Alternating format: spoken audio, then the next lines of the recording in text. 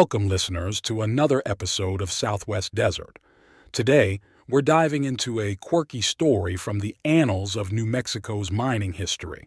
It's a tale that proves sometimes Lady Luck has a twisted sense of humor, especially when it comes to cowboys trying their hand at mining. So saddle up and get ready for the saga of the Pinched-Out Glory Hole. The setting is in Lincoln County, New Mexico, not far from the old stomping grounds of the infamous Billy the Kid.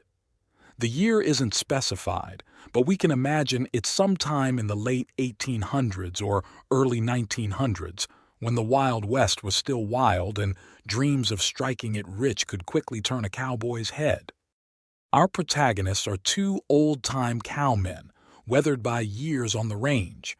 Let's call them Jack and Bill, though those weren't their real names. These two fellas had swung a wide loop in their day, meaning they'd seen and done plenty in their cowboying careers. But now, they'd settled down on a modest spread near Lincoln, looking forward to some peace and quiet. Thank you for joining your desert frontiersman Alan for another Southwest tale. Please leave a like, comment, and share. For further desert adventures, hit the subscribe button. Hit the bell to be notified of new videos. If you would like to help support my channel, hit the super thanks heart icon on the bottom of the video and contribute. Now, Jack and Bill weren't your typical prospectors. They were cowboys through and through. But one day, they came across an article in the Kansas City Star that set their imaginations on fire. It told of tenderfoot city slickers who'd struck it rich by paying attention to what critters were digging up. The article explained how badgers, while burrowing their dens, sometimes brought up pieces of ore-rich float from hidden veins beneath the surface. Even more intriguing, it claimed that ants, in their tireless labor, would carry tiny gold nuggets to the surface along with the sand from their tunnels. This got our cowboys thinking. They'd never paid much mind to the ant hills on their property before. But now? Well, those little mounds of dirt suddenly looked like potential gateways to untold riches. It wasn't long before Jack and Bill's newfound curiosity paid off, or so they thought. Right there in their own backyard, they spotted an ant hill with tiny pieces of ore mixed in with the sand.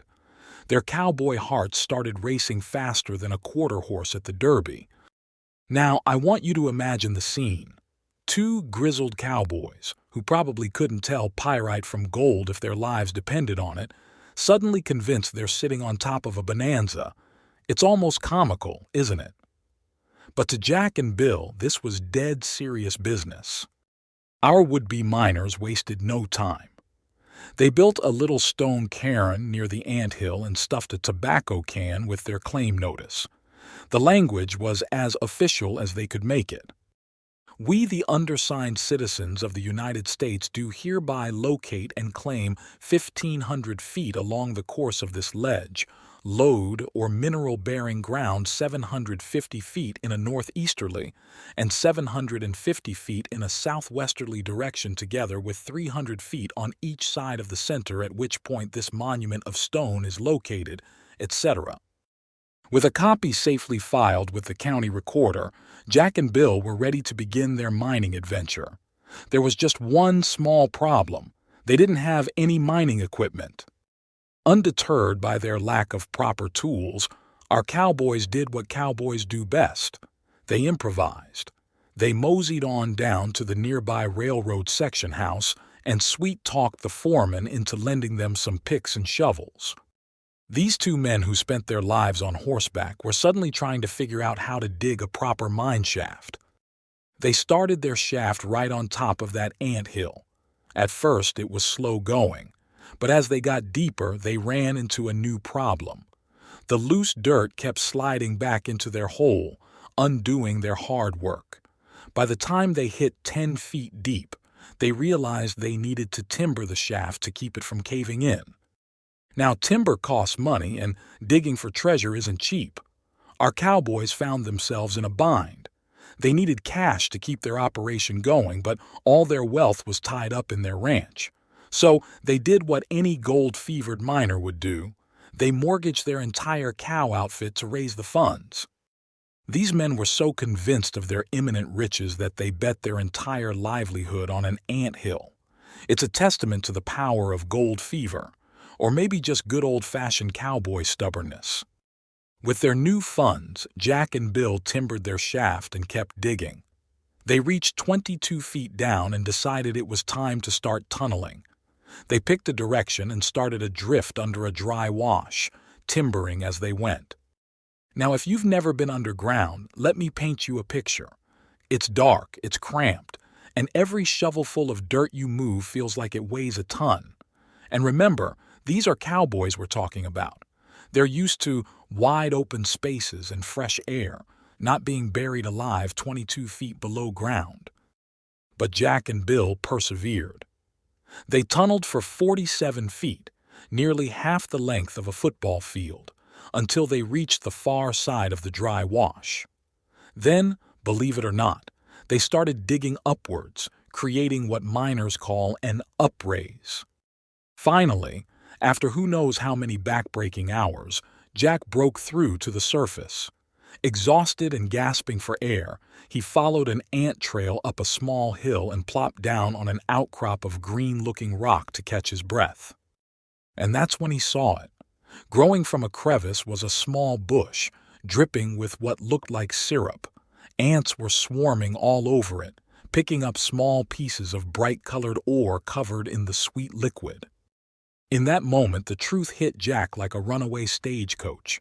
This outcrop, this insignificant little hill he was sitting on, was the vein they'd been looking for. All their digging, all their tunneling, had been for nothing. The ore had been right there on the surface the whole time. But our cowboys weren't ready to give up just yet. They scraped together what little money they had left and started working on the outcrop. The ore was rich in copper and silver, and by selling it bit by bit, they managed to put together a whole cartload. Feeling like they were finally on the right track, Jack and Bill decided to go all in. On the advice of the town lawyer, they incorporated their operation, giving it the grandiose name of the Black Ant Consolidated Mining Company, Incorporated. Now, I want you to appreciate the irony here. These two simple cowboys were suddenly the proud owners of a company authorized to carry on general mining operations, build mills, smelters, pipelines, lay out town sites, build railroads, operate steamship lines, and drill oil wells. Talk about putting the cart before the horse. But as is often the case in mining, their luck was about to run out. At a depth of 28 feet, the ore vein suddenly pinched out, dwindling to nothing more than a small seam. Try as they might, Jack and Bill couldn't find any more of it. When they sold their carload of ore, they made just enough money to pay off the mortgage on their cow outfit.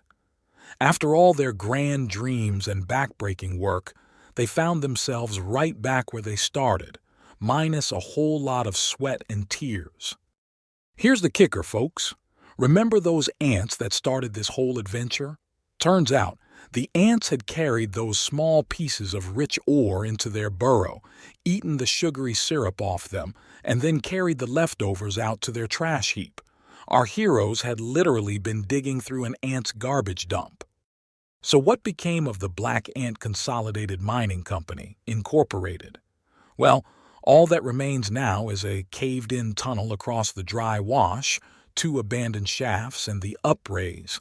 Oh, and a whole lot of bruised pride. As for Jack and Bill, they went back to ranching, a bit wiser and a whole lot warier of ant hills. And there you have it, the tale of the pinched-out glory hole. It's a story that's become something of a legend in those parts. When New Mexico cowboys gathered around chuck wagons at roundup time, they were just as likely to swap stories about Jack and Bill's mining misadventure as they were to talk about Billy the Kid or Pat Garrett. It's a reminder that sometimes the treasure we're looking for isn't buried deep underground. It might just be right under our noses. And sometimes the real gold is in the stories we collect along the way. This has been the Southwest Desert. Until next time, keep your eyes open, your minds curious, and maybe think twice before you start digging up any ant hills. Thank you for joining your desert frontiersman, Alan. Please leave a like, comment, and share. For further desert romps, hit the subscribe button. Hit the bell to be notified of new videos. If you would like to help support my channel, hit the super thanks heart icon on the bottom of the video and contribute. Happy trails!